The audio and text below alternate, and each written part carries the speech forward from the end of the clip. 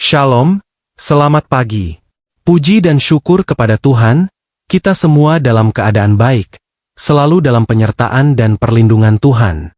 Hari ini kita akan melanjutkan pembacaan firman Tuhan dari kitab Keluaran pasal 38. Sebelumnya marilah sama-sama kita berdoa. Bapa kami yang di surga, dikuduskanlah namamu, datanglah kerajaanmu, jadilah kehendak-mu, di bumi seperti di surga. Sebentar lagi kami akan melanjutkan pembacaan firman-Mu, biarlah Engkau saja yang pimpin. Amin. Keluaran 38, membuat mezbah korban bakaran, dibuatnyalah mezbah korban bakaran itu dari kayu penaga, 5 hasta panjangnya dan 5 hasta lebarnya, 4 persegi, tetapi 3 hasta tingginya. Dibuatnyalah tanduk-tanduknya pada keempat sudutnya. Tanduk-tanduknya itu dibuat seiras dengan mezbah itu dan disalutnya dengan tembaga. Dibuatnyalah segala perkakas mezbah itu, yakni kuali-kuali, sodok-sodok, bokor-bokor penyiraman, garpu-garpu dan perbaraan-perbaraan, semua perkakasnya itu dibuatnya dari tembaga. Dibuatnyalah untuk mezbah itu kisi-kisi, yakni jala-jala tembaga, di bawah jalur, mulai dari sebelah bawah sampai setengah tingginya. Dituangnyalah 4 gelang pada keempat ujung kisi-kisi tembaga itu, yakni tempat memasukkan kayu pengusung. Dibuatnyalah kayu-kayu pengusung itu dari kayu penaga dan disalutnya dengan tembaga. Dan dimasukannyalah kayu-kayu pengusung itu ke dalam gelang-gelang yang pada rusuk mezbah itu, supaya dengan itu mezbah dapat diangkut. Mezbah itu dibuatnya berongga dan dari papan. Membuat bejana pembasuhan. Dibuatnyalah bejana pembasuhan dan juga alasnya dari tembaga, dari cermin-cermin para pelayan perempuan yang melayani di depan pintu kemah pertemuan. Membuat pelataran. Dibuatnyalah pelataran itu. Pada sebelah selatan, layar pelataran itu dari lenan halus yang dipintal benangnya, 100 hasta panjangnya. Ke-20 tiang layar itu dengan ke-20 alas tiang itu dari tembaga, tetapi kaitan-kaitan tiang itu dan penyambung-penyambungnya dari perak. Pada sebelah utara, 100 hasta, ke-20 tiang layar itu dengan ke-20 alas tiang itu dari tembaga, tetapi kaitan-kaitan tiang itu dan penyambung-penyambungnya dari perak. Pada sebelah barat, layar 50 hasta, dengan 10 tiangnya dan 10 alas tiang itu, dan kaitan-kaitan tiang itu serta penyambung-penyambungnya dari perak. Dan pada sebelah timur, 50 hasta. Yakni layar 15 hasta untuk sisi yang satu di samping pintu gerbang itu, dengan 3 tiangnya dan 3 alas tiang itu. Dan juga untuk sisi yang kedua di samping pintu gerbang itu, sebelah menyebelah pintu gerbang pelataran itu ada layar, 15 hasta, dengan 3 tiangnya dan 3 alas tiang itu. Segala layar yang mengelilingi pelataran, adalah dari lenan halus yang dipintal benangnya. Alas-alas untuk tiang-tiang itu adalah dari tembaga, tetapi kaitan-kaitan tiang itu dan penyambung-penyambungnya dari perak, juga salut kepalanya dari perak.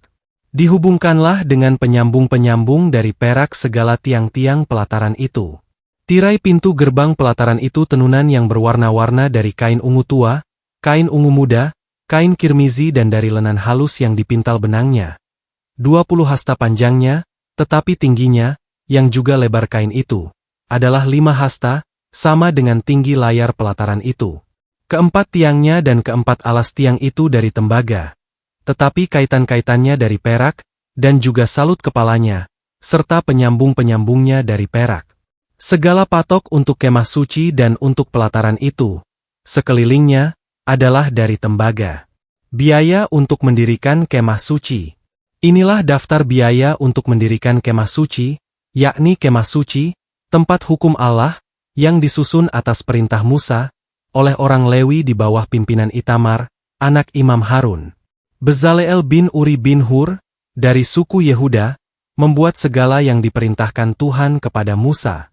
Dan bersama-sama dengan dia turut Aholiab, anak Ahisamah, dari suku Dan, seorang tukang dan ahli, seorang yang membuat tenunan yang berwarna-warna dari kain ungu tua, dari kain ungu muda, dari kain kirmizi dan dari lenan halus. Segala emas yang dipakai untuk segala pekerjaan mendirikan tempat kudus itu, yakni emas dari persembahan unjukan, ada 29 talenta dan 730 shikal, ditimbang menurut shikal kudus.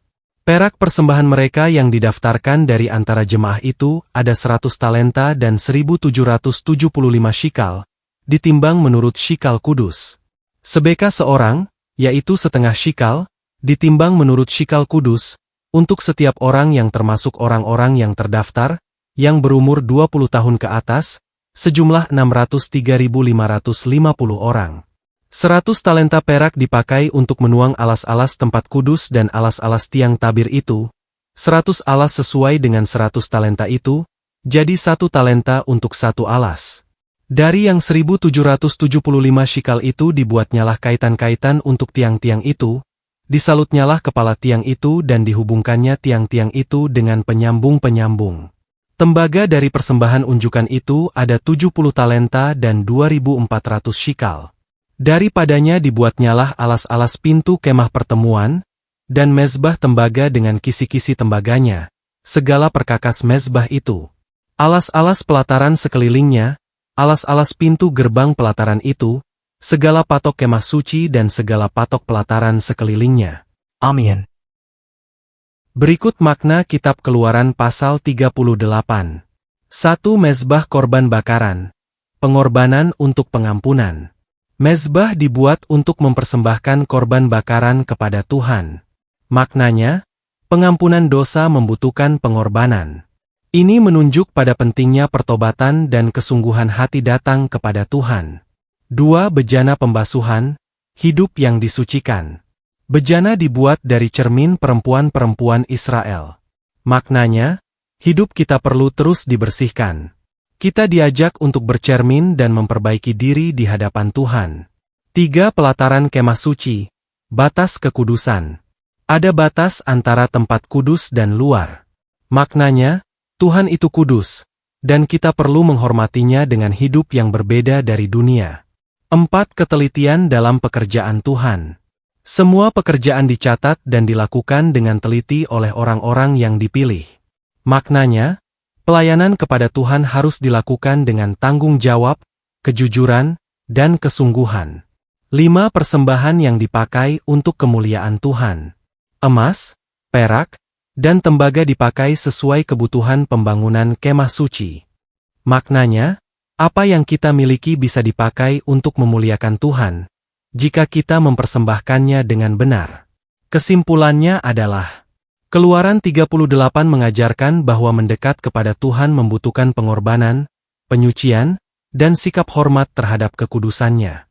Selain itu, Tuhan menghargai ketelitian dan kesungguhan dalam pelayanan, serta hati yang rela mempersembahkan apa yang dimiliki untuk kemuliaannya.